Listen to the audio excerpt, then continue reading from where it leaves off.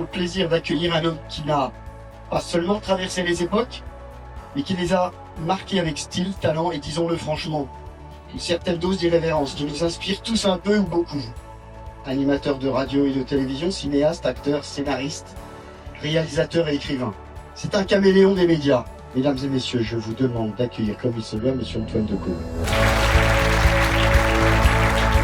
Une émission donc, quotidienne et c'était un talk show. Et ça a été le talk show, le premier talk show adapté en France de format américain, donc du divertissement mais aussi de la culture au sens large. On était près de 200 à travailler sur l'émission au quotidien. À chaque fois qu'on descendait à Cannes, c'était une étape du Tour de France.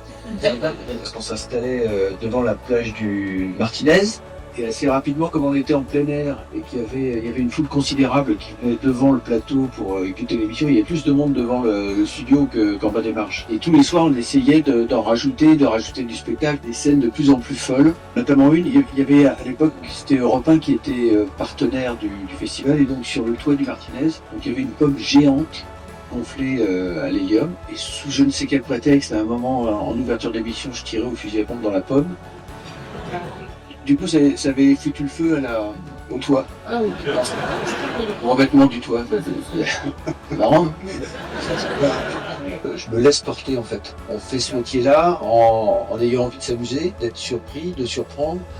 Si on vous laisse le faire, c'est criminel de ne pas essayer.